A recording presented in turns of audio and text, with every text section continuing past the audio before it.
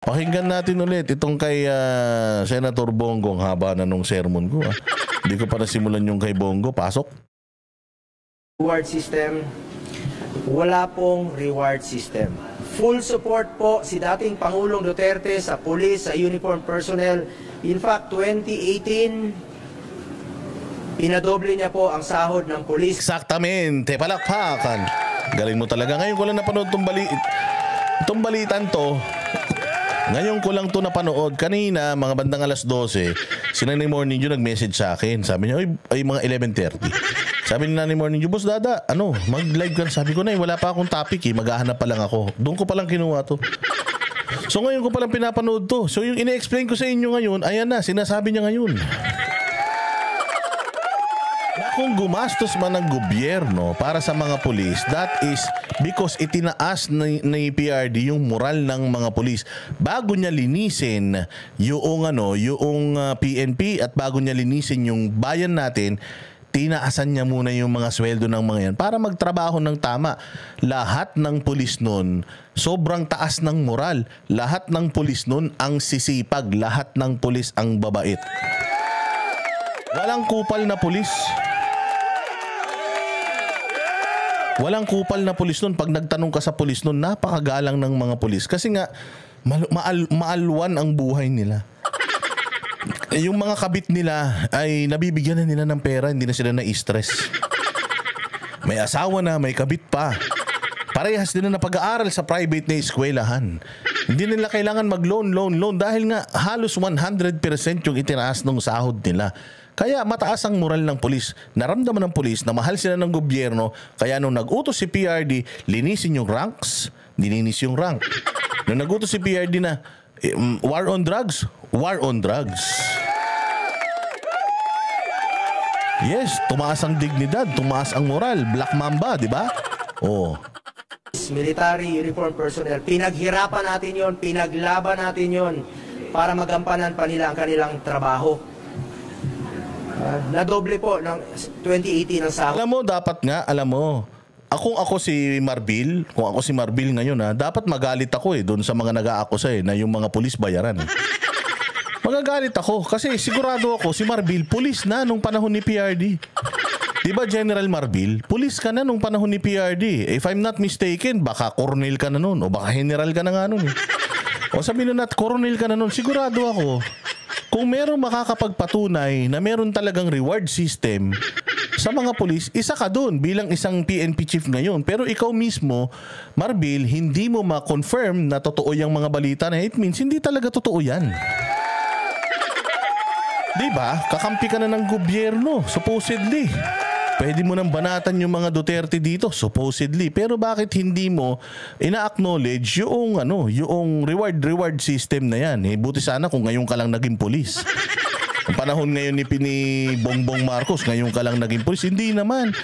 Panahon pa ni Cory, pulis ka na.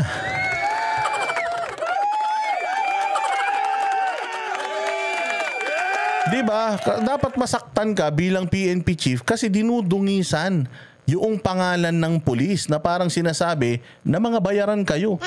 Ngayon nga lang ako nakarinig na ang pulis sinasabing bayaran wala kayong imik.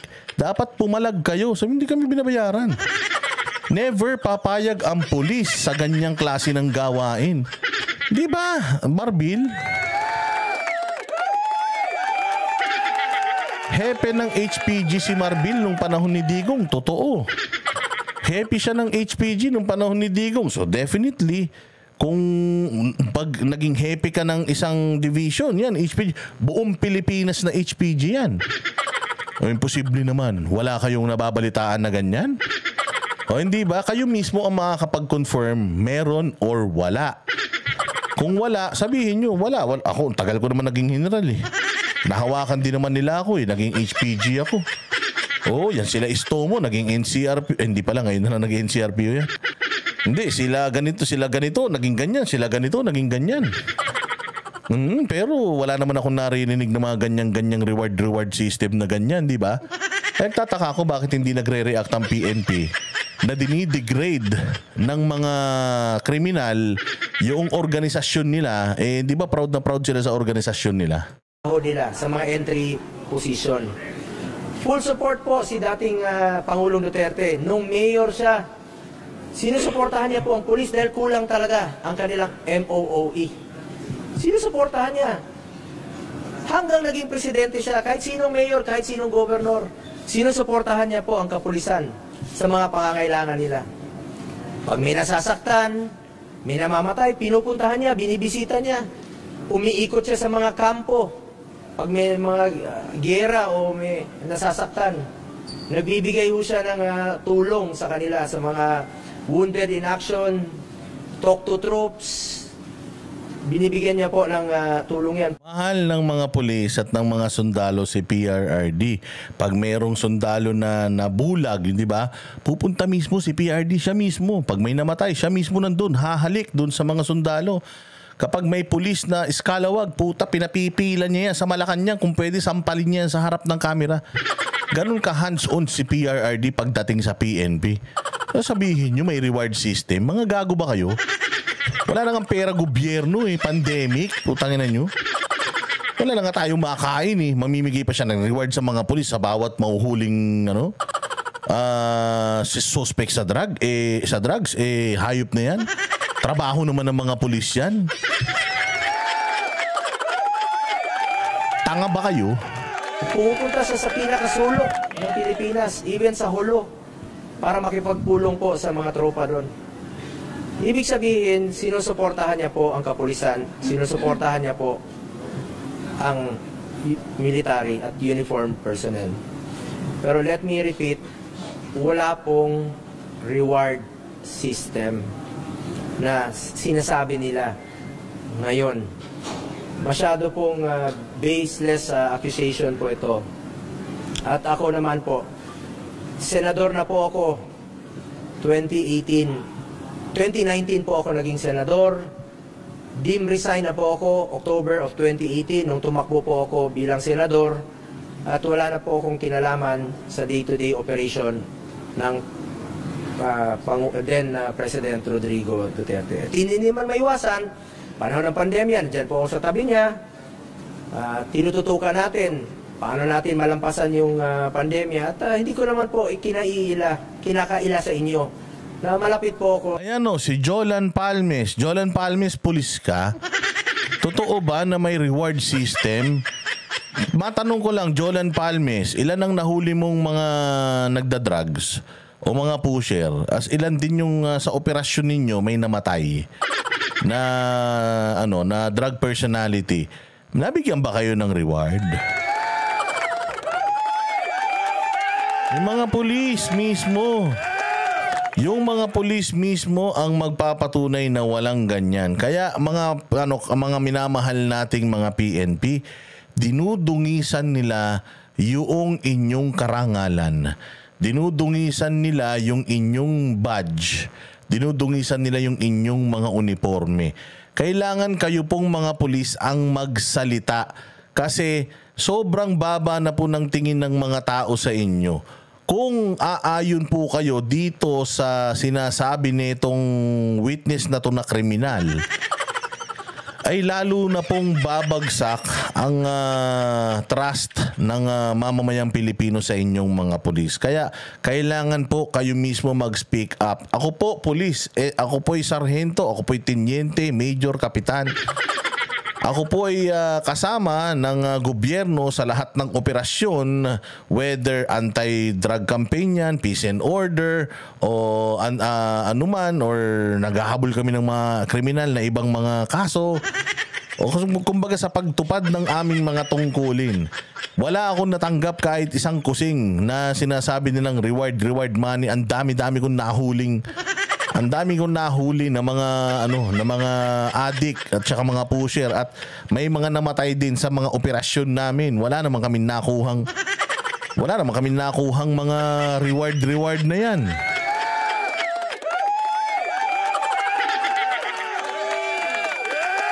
Sabi nga ni Shupipo kahit totoo yung reward, for me, okay lang kasi mga walang hiya ang drug lords. Totoo naman yan. Ang problema nga, ang twist ng media is ito daw mga drug lord, ito daw mga to ay suspect pa lang, pinapatay na dahil sa reward. Yun yung gusto nilang palabasin, na dahil sa reward na na ino-offer ni Bongo, kahit na suspect pa lang, pinapatay na nila. Sabi ko nga, wala naman silang kaibahan sa DOJ ngayon Kasi yung DOJ ngayon, bagamat hindi nila pinapatay, pero kaso pa lang, guilty na sa kanila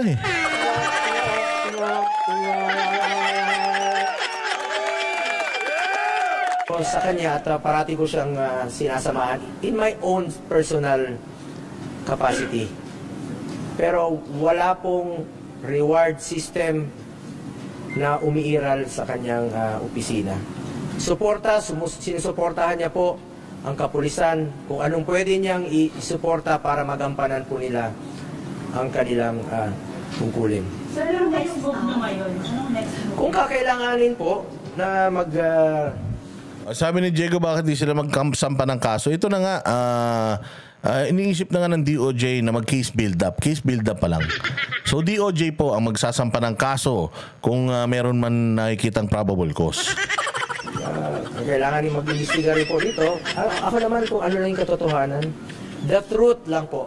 Dito lang tayo umikot sa katotohanan at hindi tayo magkakamali dyan. Magpa-file po kayo ng resos. Kung kakailanganin po para magkaroon tayo ng parallel investigation dito sa Senado para malaman po natin ng katotohanan, ay very much willing na mag-file din po ng resolution para magkaroon po ng investigation rin po dito sa Senado para malaman natin. Tama yan. Yan yung sinasabi ko na dapat gawin nyo na rin yung ginagawa ng mga kupal sa inyo. Putangin na, nag-hiring-hiring sila for propaganda. Gawin nyo na din. It's about time. Senator Bato, Senator Bongo, Senator Bato, lahat kayong mga DDS dyan, you should also unite to defend yung inyong mga sarili and to defend yung tama. Kasi nakikita nyo na yung iba nating mga mambabatas, ginagamit na nila yung kanilang kapangyarihan para magpropaganda. Hindi na sila gumagawa ng batas. Naubos ng oras nila kakahiring para lang mapanagot, mapasama yung kredibilidad mo, ni Bato, ni BRD, ng mga Duterte, ni Inday. So, I'm not saying na magpropaganda kayo, pero mag-hearing kayo at i-expose ninyo lahat ng mga kabulastugan ng mga ito para matigil yung mga kagaguhan nila dahil wala lugi tayo sa media Yung media nakikita natin yung kilya sa kanila Mag-conduct din kayo ng hearing ninyo. Tapos, kung gusto nyo, i-cover namin yung mga yan para at least, di ba? Kung hindi man kayo i-cover ng media, chap-chapin man ng media, yung mga kaganapan dyan sa mga hearings ninyo, sa mga live streams namin, sa mga content namin, kumpleto yan. Kung ano lang yung totoo. Ay, sa lahat ng kung gusto nyo istilahan yung war on drugs, pwede nating pakinggan dito. Lalong-lalo na ang ating chairperson, si Senator Bato, is the chairperson of the Committee on Peace and Order. At siya po ay Chief PNP para malaman natin kung... Nako po. Si Senator Bato nga pala ang happy niyan. Ba't kasi hindi mo hinihiring yan? Senator Bato, it's your time to shine. Ano talagang totoo? At ano po yung naidudulot nito at tulong nito sa ating mga kababayan? Nakatulong ba ito sa ating pamumuhay, ang war on drugs? Kung tahimik bang nakakauwi ang ating mga anak na hindi nasasaktan? Alam mo, ang ayaw ko po mangyari na ang taong bayan po ang takot maglakad sa gabi. Dapat po ang... Baliktad. Noong panahon ni PRD, yung mga magnanakaw, masasamang loob, takot maglakad sa kalsada. Yung mga tao, malalakas ang loob, maglakad sa kalsada kasi nagtatrabaho mga pulis noong panahon ni PRD. Nung hindi na si PRD presidente, baliktad na. Yung mga tao ang takot maglakad, yung mga kriminal na yung laman ng kalsada. Yun ang pinakamasakit sa lahat. Kriminal, dapat po ang drug addict ang takot maglakad sa gabi.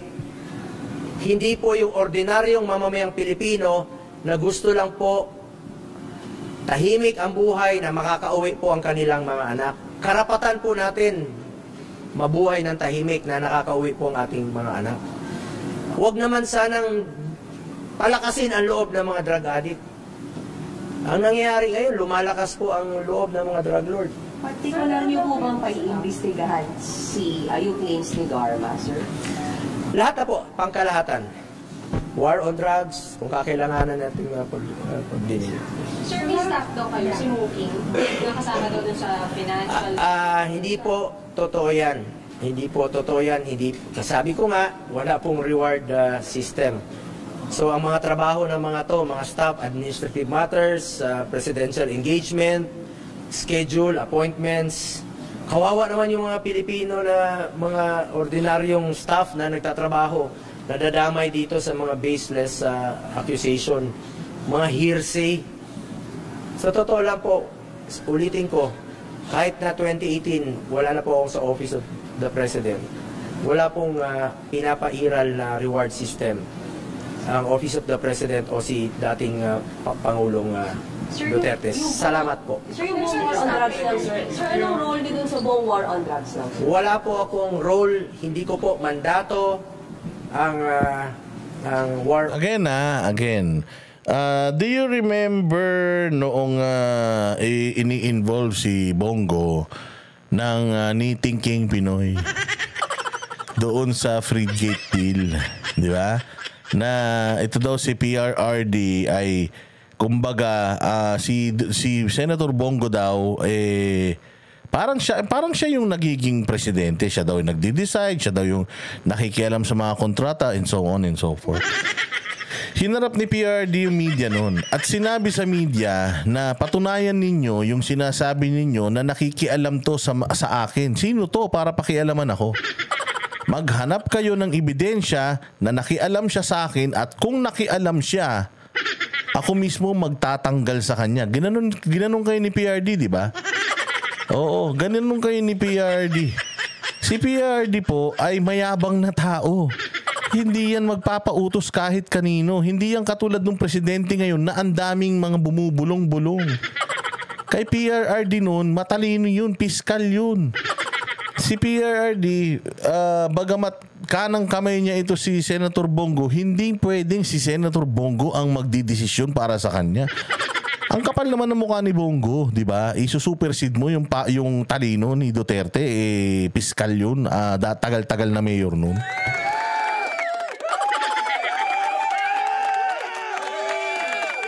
Diba, sinabi na ni PRD yan na ito si Bongo, walang pakialam yan sa mga kontrata ng gobyerno. Walang pakialam yan sa mga dealings ng gobyerno. Kasi nga, mayaman na to. Bago pa kami pumunta rito sa Maynila, mayaman na to. O hindi pa tayo gutom sa pera to, sabi niya. At hindi to nakikialam sa akin. Walang pakialam to sa akin. Oo, walang pakialam. Kung ano yung desisyon ko, yun na pa rin ang masusunod. Ang maganda noon, kaya pag tinanong mo si PRD tungkol sa decision, tungkol sa issue, alam niya lahat. Alam mo kung bakit? Kasi siya talaga nagdidesisyon. Tinan mo si Bongbong pag tinanong mo ngayon. Pag tinanong mo si Bongbong ngayon, nakanganga, ha? Ha? Ha?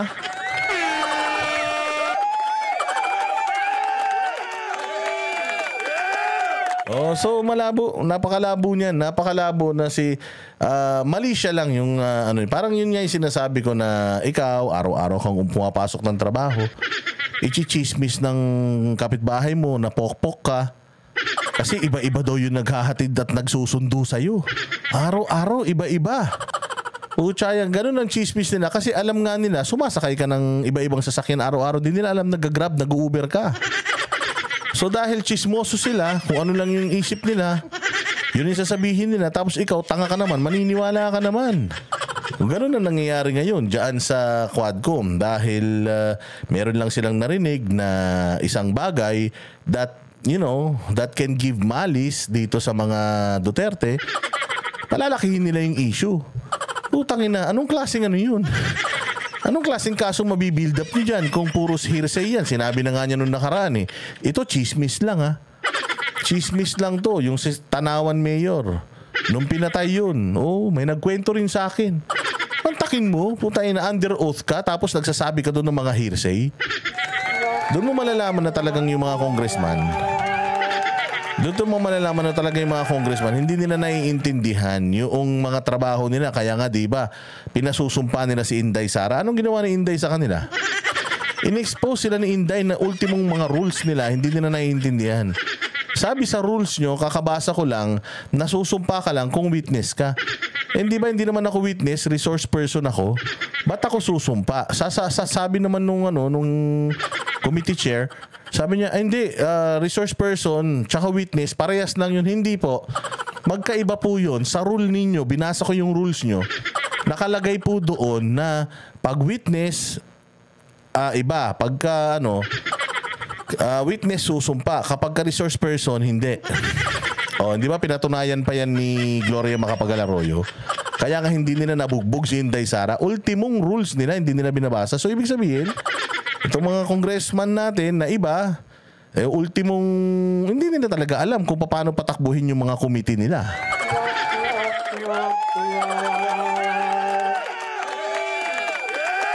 So credibility-wise, malalaman mo na yung mga hearing dyan sa Congress, not all, yung iba, political lang talaga. On operational, yung operations ng war on drugs, wala po akong kinalaman at hindi ko po mandato yan. Ang trabaho ko noon, nasa executive order, engagement ng presidente, hindi naman po maiwasan na ako yung tinatawag parati na presidente, halika rito, i-arrange mo mga meetings. Pero hindi po. Yun lang ang trabaho niya. Oo, legit na yun lang talaga ang trabaho niya. Assistant lang talaga, literal.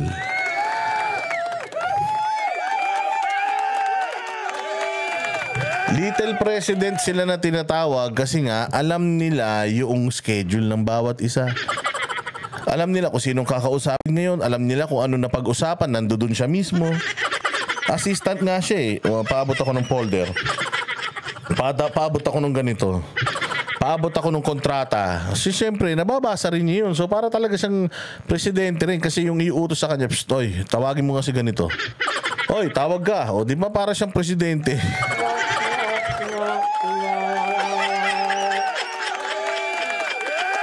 Ganun yun. Kayo talaga, Masyado kasi kayong masyado kayong mga iyakin.